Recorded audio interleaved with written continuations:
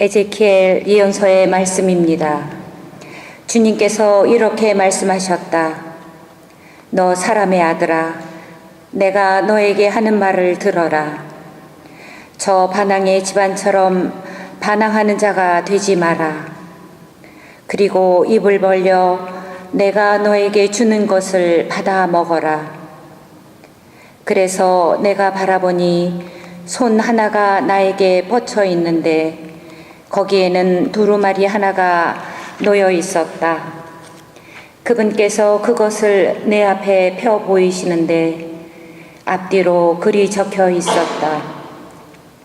거기에는 비탄과 탄식과 한숨이 적혀 있었다.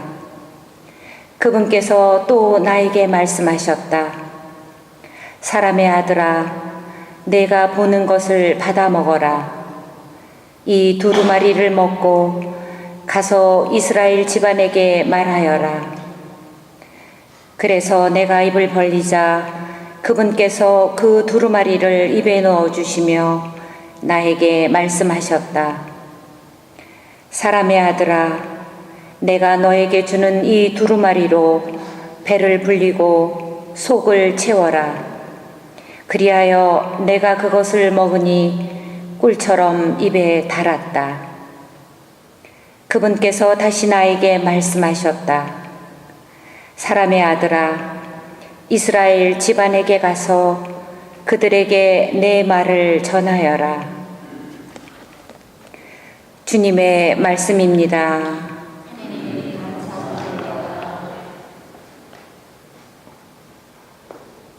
주님, 당신 말씀 제 혀에 달콤하옵니다.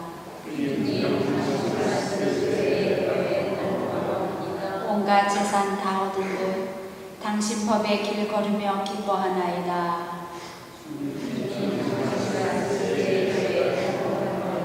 당신 법이 저의 즐거움, 그 법은 저의 좋은 자유옵니다. 당신 입에서 나온 가르침, 수천 양 금은보다 제게는 값지옵니다. 당신 말씀 제 혀에 얼마나 달콤한지 그 말씀 제 입이 꿀보다 다옵니다. 당신 법은 제 마음의 기쁨, 영원히 저의 재산이옵니다. 당신 계명을 열망하기에 저는 입을 벌리고 헐떡이나이다.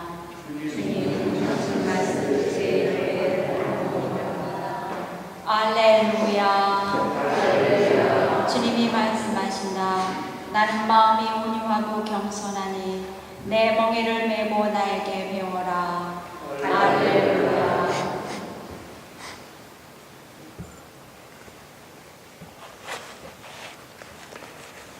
주님께서 여러분과 함께 마태오가 전한 거룩한 복음입니다.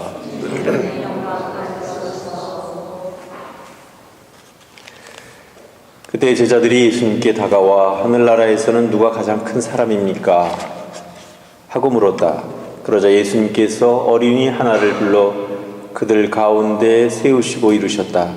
내가 진실로 너희에게 말한다. 너희가 회개하여 어린이처럼 되지 않으면 결코 하늘나라에 들어가지 못한다. 그러므로 누구든지 이 어린이처럼 자신을 낮추는 이가 하늘나라에서 가장 큰 사람이다.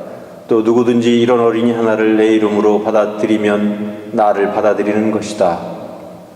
너희는 이 작은 이들 가운데 하나라도 업신여기지 않도록 주의하여라.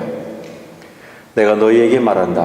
하늘에서 그들의 천사들이 하늘에 계신 내 아버지의 얼굴을 늘 보고 있다. 너희는 어떻게 생각하느냐? 어떤 사람에게 양 100마리가 있는데 그 가운데 한 마리가 길을 잃으면 99마리를 산에 남겨둔 채 길 잃은 양을 찾아 나서지 않느냐? 그가 양을 찾게 되면 내가 진실로 너희에게 말하는데 길을 잃지 않은 99마리보다 그 한 마리를 두고 더 기뻐한다. 이와 같이 이 작은 이들 가운데 하나라도 잃어버리는 것은 하늘에 계신 너희 아버지의 뜻이 아니다.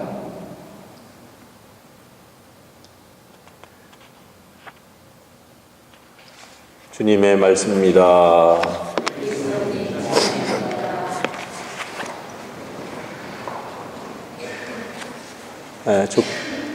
종교의 역할 가운데 빼놓을 수 없는 것 중에 하나가 사람에게 세상을 살아갈 수 있는 힘을 또 용기를 주고 또 특별히 축복을 통해서 복을 내려주고 또 병들거나 고통에 있는 사람들 병자를 고쳐주고 또 고통에 있는 사람을 그 고통에서 건져내주고 치유해주는 것, 아마 그것이 종교의 역할 중에 결코 적지 않은 역할일 것입니다. 그러나 그것보다도 더 근본적이고 중요한 역할은 무엇보다도 우리가 신앙인으로서 예수님을 닮는 것일 것입니다. 예수님을 닮는 것은 예수님처럼 사는 것이고 예수님이 보여주신 그 길을 가는 것입니다. 예수님이 보여주신 그 길은 십자가의 길이었고 그것은 희생을 통해서 자기 자신을 하나님께 봉헌함으로써 많은 사람들을 구원하는 그런 역할이었습니다. 그리고 그렇기 때문에 우리 신앙인들은 예수님을 닮아야 되고 예수님을 따라가야 됩니다. 그러나 현실을 살고 있는 우리 자신들이 예수님을 닮기에는 너무나 멀어만 보이고 또 감히 우리가 닮을 수 있을 것 같지 않고 용기가 없습니다. 만약에 나에게 남을 위해서 죽음을 감수해야 될 그런 기회가 된다면, 그런 상태가 된다면 과연 나는 그것을 기꺼이 받아들일 수 있을까? 아마 어느 누구도 난 그럴 수 있습니다 라고 자신 있게 이야기할 수 있는 사람은 없을 겁니다. 아마 생각을 많이 하겠죠. 그렇지만 어쨌든지 간에 그것만이, 그 길만이 바로 예수님을 닮는 길이라고 우리는 확신하고 있습니다. 세계 제2차 대전이 터졌고 독일이 전쟁을 일으켰으며 그래서 유태인들에 대한 그런 아주 큰 그 박해가 있었습니다.